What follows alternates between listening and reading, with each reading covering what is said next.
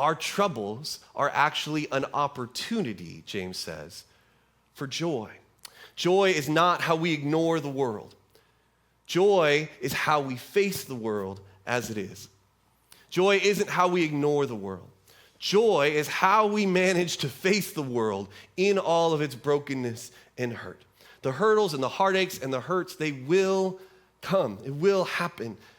And we don't have to pretend that they don't happen or that things don't hurt. Remember what we said joy is. Joy is a natural reaction to what? Not to the hardships and the hurt. It is a natural reaction to the work of God promised and fulfilled. Your sadness is a natural reaction. Your anger is a natural reaction to the hurts and hardships that come up in life. Our joy is a natural reaction to the work of God. Joy is acknowledging the bad and declaring that God is still good. Joy is choosing how you react to being wounded.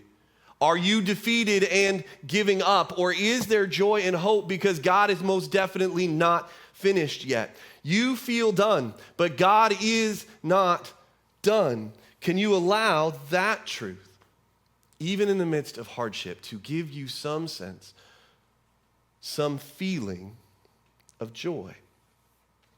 And I'm not saying that joy will suddenly make everything easier. Joy is not even an easier choice. The world will bend you toward payback, toward hurting others, toward feeling shame or disgust.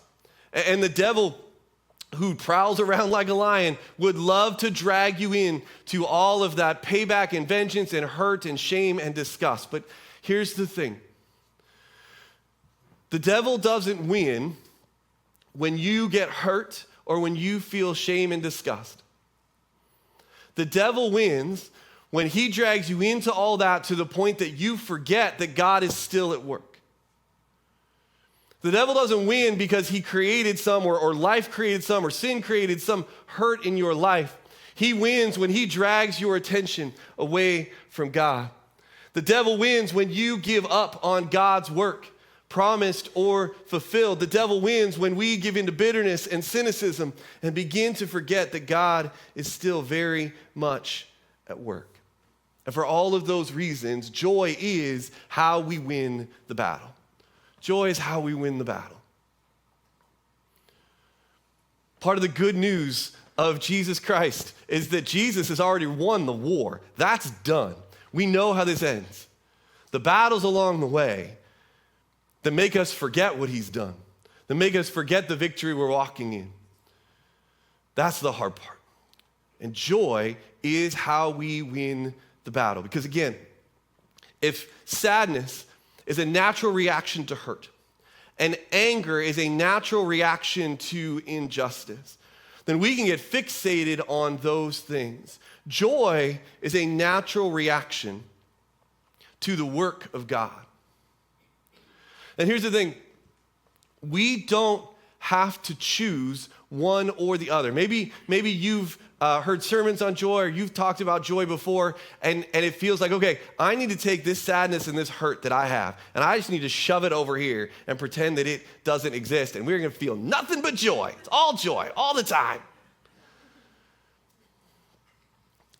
Your sadness and anger are natural reactions. That's fine. Joy is the natural reaction to the fact that God is still at work. And both of those things,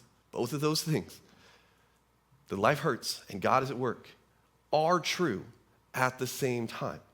It's okay if you are having both natural reactions to those things. Just don't let the devil win by making you forget this part, by making you forget that God is at work, that there are promises in your life that are yet to be fulfilled, the work that God has done, the promises that have been fulfilled, the way that he has rescued you before. Don't let the hurt and the sadness and the anger drag you away from remembering the good that God has done.